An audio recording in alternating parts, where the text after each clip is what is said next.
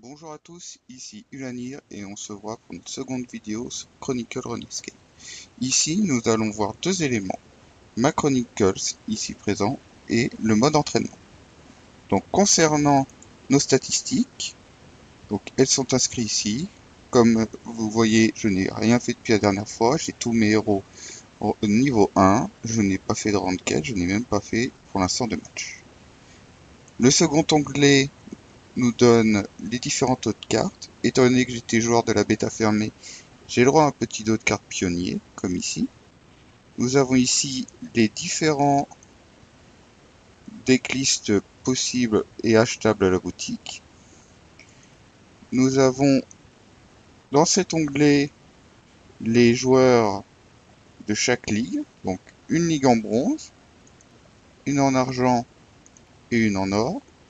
Comme c'est le premier mois, tout le monde est en bronze et les meilleurs joueurs bronze seront promus en argent. Au passage, un petit coucou aux deux premiers actuellement, YX et Unforgiven, avec lesquels j'ai eu pas mal de victoires et de défaites avec eux dans la ligue or à la fin de la bêta. Et ici, très grande nouveauté par rapport à la bêta fermée, ce sont les différents titres et badges qu'on peut obtenir à l'instar d'un MMO en faisant des quêtes spécifiques. Donc une spécialisée pour l'attaque, une pour la magie, et une pour l'adaptation et l'augmentation des armes.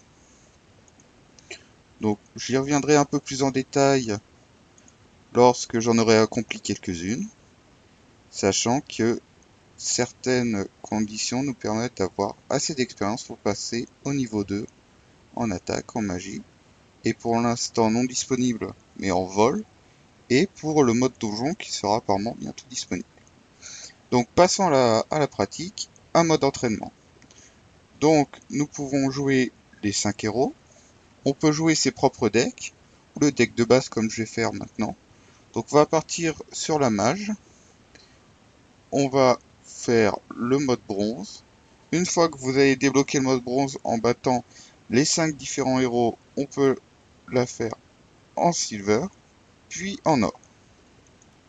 Lorsque vous commencez le jeu, après avoir fait le tutoriel, c'est quelque chose que le jeu vous conseille et que je vous conseille aussi, c'est de faire ce mode d'entraînement jusqu'au bout pour vous habituer au jeu, aux différentes combos et les différentes archétypes de deck par classe.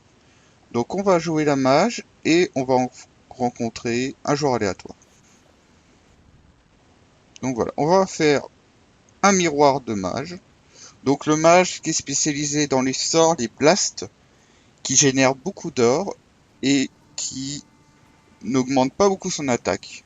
C'est pour ça que il est conseillé avec ce genre de deck de battre l'ennemi avant la fin du chapitre 5, parce que on n'aura généralement pas l'attaque suffisante pour arriver jusqu'au chapitre 5 et battre l'adversaire avec notre attaque. Donc ici, premier tour, on peut échanger nos cartes de départ. On va garder tout sauf le mage. Et c'est à peu près tout, on a une bonne main de départ. Donc on échange nos cartes. Donc on se retrouve avec cette carte au départ. Et voilà, là c'est la carte maîtresse de ce deck qui, pour 8 d'or, inflige au héros adverse la taille de notre main x2. Le but du jeu, ça sera quand on joue la carte d'avoir soit 9 soit 10 cartes en main et mettre 18 ou 20 points de dégâts comme finisher. Mais pour cela, il faut avoir généré beaucoup d'or. Donc on va ce tour-ci piocher des cartes pour essayer d'avoir 2 générations d'or pour arriver au 8. Donc on va commencer par battre nos petites créatures qui ont 2 points de vie, qui nous permettent de piocher une carte et d'avoir de l'or. On va infliger 3 points de dégâts au héros adverse pour 0, et on va piocher des cartes en sacrifiant 2 de nos points de vie. Donc on aura joué nos 4 cartes. À la fin du prochain tour, on aura pioché 3, donc on en aura 6. Et comme je vous l'ai dit à la vidéo précédente, on pioche 3 cartes par tour, ce qu'on aura 9 cartes. Donc on aura pas atteint nos 10 cartes maximum et on aura assez de possibilités pour le tour d'après. Alors, donc, une chose importante dans le jeu, il y a un ordre. Lorsque la partie commence, de façon aléatoire, vous commencerez ou pas la partie.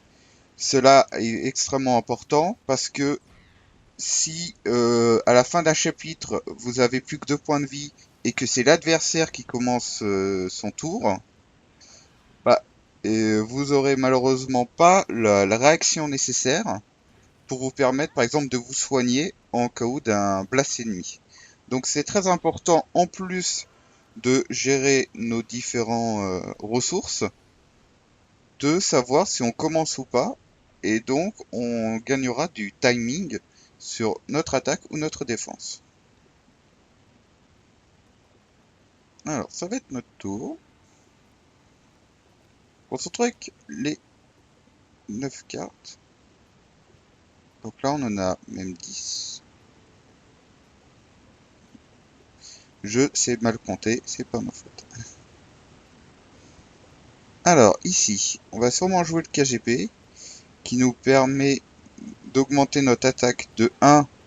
En contrepartie, on se défausse d'une carte en main, ce qui nous amènera à 3 d'attaque. Ce qui nous permettra de tuer en un seul coup le barbare. Donc elle nous donne une arme de 3, ce qui portera notre attaque à 5. Ce qui nous permettra de tuer cette créature en 2 coups, donc de prendre 3 points de dégâts pour infliger 6 points de vie à l'adversaire. Donc en ayant fait 2 coups à l'arme, il nous restera une de durabilité. Donc on va dépenser notre arme et gagner 5 d'or. La carte précise bien qu'il faut la dépenser. C'est-à-dire que si nous n'avons pas d'arme équipée, nous ne pouvons pas bénéficier de l'effet.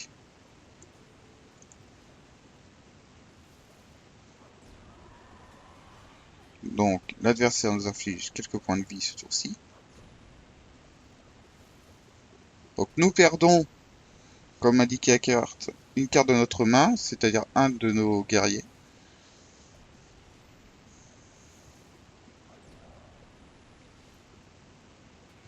Donc l'ennemi en face joue un deck qui est quasiment, voire identique au nôtre.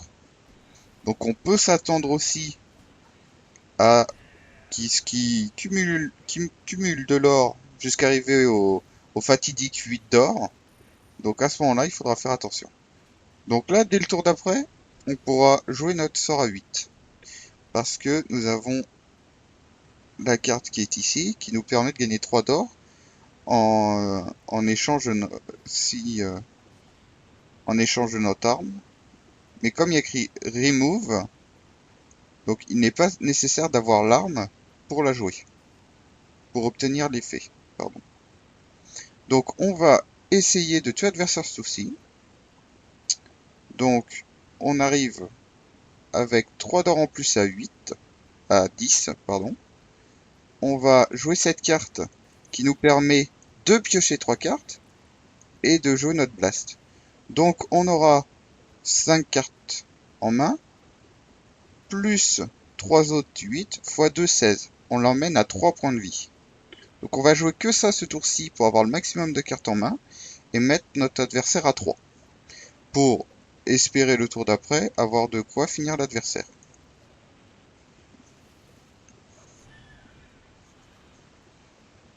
Donc comme prévu, le deck de l'ordinateur a exactement le même que le deck de base qu'on est en train de jouer. Donc il est possible qu'on meure à ce chapitre. Parce qu'il est en train de cumuler et arrive sûrement aux 8 d'or nécessaires pour lancer le blast.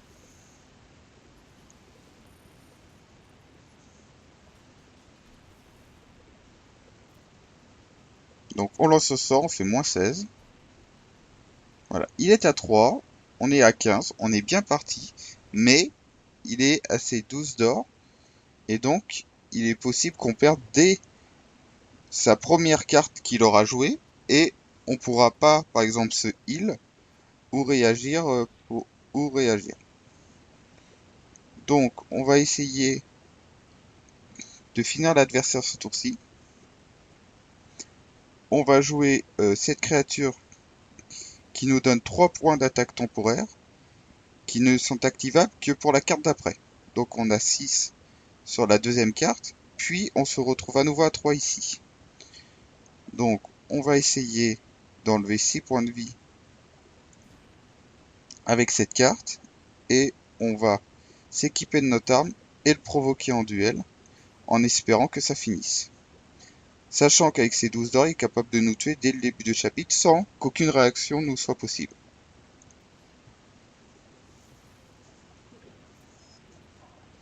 Donc il décide de se soigner. Donc on gagne nos 3 attaques temporaires, qui sont utiles pour tuer qu'en 2 coups cette créature, et donc de ne prendre que 3, de ne perdre que 3 points de vie sur les créatures au lieu de 9. Donc il lance notre blast. Donc il n'avait pas assez de cartes dans sa main pour nous tuer. Donc nous on attaque. Et comme c'est nous qui avons lancé l'attaque, c'est nous qui attaquons en premier. Et on gagne sur ce tour-là.